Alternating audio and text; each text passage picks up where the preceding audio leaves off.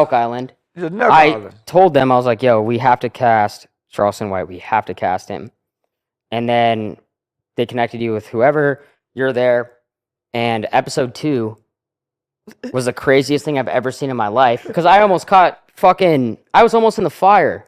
You wouldn't take up for me. Huh? You saw that big old try to pick me up and slam me down. This other guy, Gay Dave, we don't know to this day. Why'd you call him K-Dave? Because he was doing questionable shit by the end of that, right? Do you remember when we saw him and he had that shit on his nipples? At that point, I was like, bro, when I saw that, I was like, is this real life? I had to wake myself up. I was like, yo, this cannot be real. Hey, listen, when they were lifting weights, yeah. See, he came in. He was a big dude, though, too. And he would try to bully everybody. Yeah. He was trying to bully everybody. He was in everybody's face. He had the big old muscles.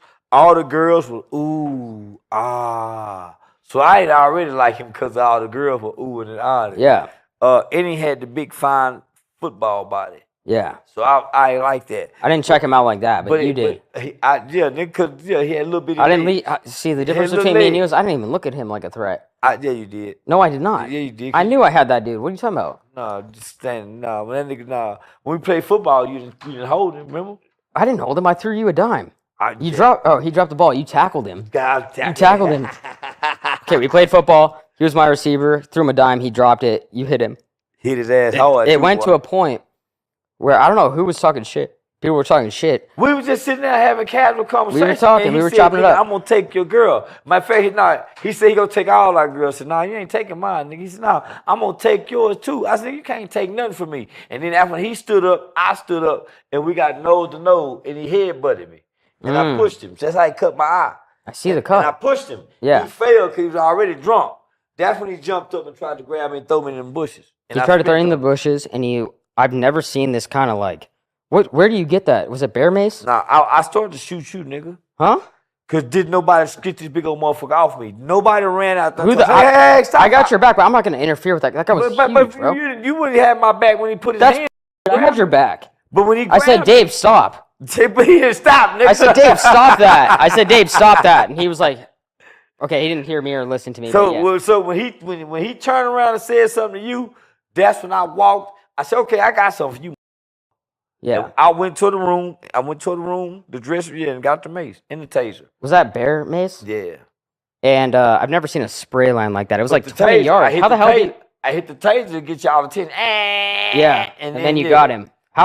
Dude, the range on that is crazy, by the way. It is. It shoot like 16, 20 feet. Yeah, it was like 20 feet away, and honestly, you got straight. You got really good aim. Yeah. You are clearly very fucking. I'm very tactical with this shit. Tactical and professional, or you have a lot of experience in spraying this shit. That bitch. You sprayed this guy, and I was like, right over is this for the content, or is this, bro, you almost hit me.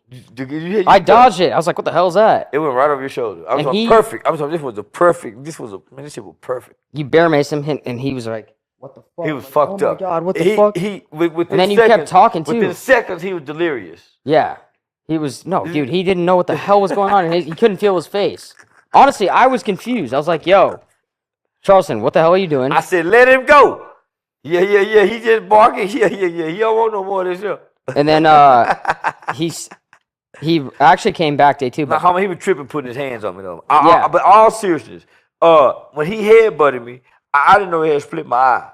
But nigga had no business putting his hands on me, homie. So then we went to the back room and we had a debrief. Y'all act like y'all gonna call the police on me. I would never. Hell no, I ain't calling no police. No. Y'all had me scared for But we had to see what else you had on you. And you had a knife. I had a bunch of more of the shit. You had a knife. You had taser, pepper spray. I think you had brass knuckles. Yeah. Brass knuckles, yeah. So you had 4 weapons on you. By the way, I don't know how there's no pat down or whatever on this kind of video. Like, there's no like, yo, let's make sure everybody's cool.